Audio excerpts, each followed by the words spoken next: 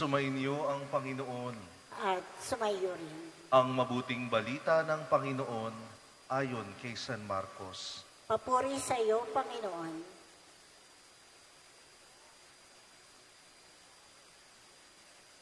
Noong panahong iyon, sinabi ni Jesus sa kanyang mga alagad, "Mag-ingat kayo at maging handa, sapagkat hindi ninyo alam kung kailan ang takdang oras.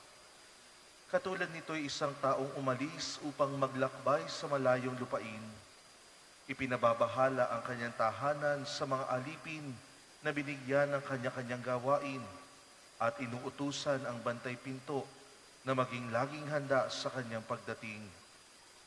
Gayon din naman maging handa kayong lagi, sapagkat hindi ninyo alam kung kailan darating ang puno ng sambahayan, maaaring sa pagdilim, sa hating gabi, sa madaling araw o kaya'y sa umaga. Baka sa kanyang biglang pagdating ay maratnan kayong natutulog. Ang sinasabi ko sa inyo'y sinasabi ko sa lahat, maging handa kayo." Ang mabuting balita ng Panginoon. Pinupuri ka namin, Panginoong Hesukristo.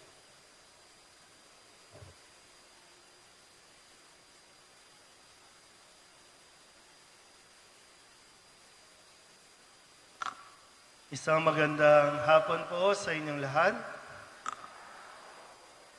Ngayon po ay sinisimulan natin ang tinatawag na panahon ng pagdating o Adbyento na siyang pagsisimula din ng liturhiyang pangkalendaryo ng simbahan. Meron po tayong tinatawag na cycle A, B, at C. So natapos po natin kaninang umaga yung cycle A at ngayon ay pinasisimulan natin ang cycle B. Dapat kahit papano maging familiar tayo sa mga pagbabago pagdating sa liturhiya natin. Hindi lang tayo basta magsisimba o makikilahok, kundi nalalaman din natin yung nagiging daloy at proseso na pinagdaraanan natin sa pagdiriwang natin ng banal na misa. At ngayon, cycle B po tayo. Unang linggo ng buwan ng Adbyento. Kung makikita niyo po, mamaya masisindihan po at babasbasan ang ating korona ng Adbyento para maging gabay po natin sa ating 4 na linggong paglalakbay. Kung sana po maging malinaw sa inyo, mayroon tayong 4 na linggo na lalakbayin bago po ang pinaka-pagdiriwang ng kapanganakan ni Kristo, yung kanyang naging unang pagdating. Malinaw po? Okay pa tayo? Okay. So, 4 na linggo at ngayon ay sinisimulan natin sa Ebanghelyo ni San Marcos at ang sinasabi sa atin ay mag-ingat tayo at maging handa sapagkat hindi ninyo alam kung kailan ang takdang oras ng kanyang pagdating. So yung hinihintay natin, yung kanyang muling pagdating. May sineselebrate tayo o pinagdiriwang na unang pagdating, pero hinihintay natin ang kanyang pagdating. Pero sana po, pakinggan natin ng mabuti ang kanyang sinasabi na mag-ingat tayo sa atin pong ginagawang paghahanda. Kasi kung babalikan din natin, hindi po ipinanganak si Kristo para magdala ng problema.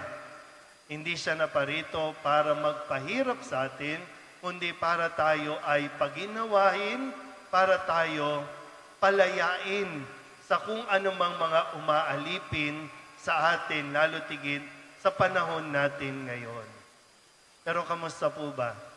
Nang sumapit ba ang Disyembre? Kahapon, December 1 na. Ano ba yung naging pakiramdam natin nang pumasok ang December? At ngayon, pumapasok tayo sa Adbyento. Ano ba yung mas namamayani sa atin? Excited ba tayo? O namomblema na naman tayo dahil magpapasko na? Alin ba yung mas matingkad? Namomroblema o excited kasi magpapasko na? Sige, kayo na lang mag-usap diyang katabi ninyo. No? Ano ba yung pakiramdam ninyo? Kasi dapat excited. Dapat mayroong excitement. Pwede nga nating sabihin, no, para mas mag-iba yung ating paghahanda, pwedeng sabihin natin, ito ang magiging unang Pasko at pwedeng ito na ang huling Pasko natin. Pero paano nga tayo maghahanda? Pinaghahandaan ba natin at kaya tayo namomroblema? Kasi kailangan bago magsimbang gabi, nakabili na tayo ng bagong damit? Kailangan ba bago magsimbang gabi, sigurado nang nakapag-grocery na tayo ng panghanda natin? Ito ba yung sinasabing paghahanda na dapat nating gawin? Kung ito yung mindset mo, kung ito yung nasa isipan mo, mapapagod ka lang. At sa mismong araw ng pagsilang ni Kristo, wala kang buhay, wala kang sigla. Yung inihiling sa atin, ipaghanda at ihanda mo yung sarili.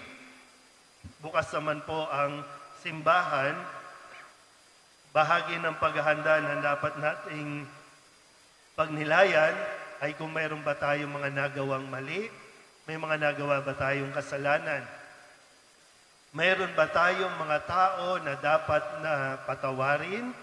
May mga tao bang dapat nating patawarin o hingan ng tawad?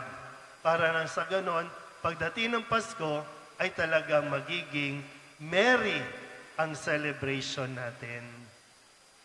Kung hindi natin ito kakayanin, mas mainam pang wag na tayong maghanda. Kung hindi rin natin paghahandaan, ang pakikipag-ayos natin sa relasyon at pakikipag-ugnayan natin, huwag ka nang bumili ng bagong damit kasi masasayang lang yan. Dahil ikaw lang mag-isa magsi-celebrate. Anong pakiramdam nun? Solo ka lang. Mas masarap mag-celebrate ng may kasama. Mas masarap kumain ng may kasalo.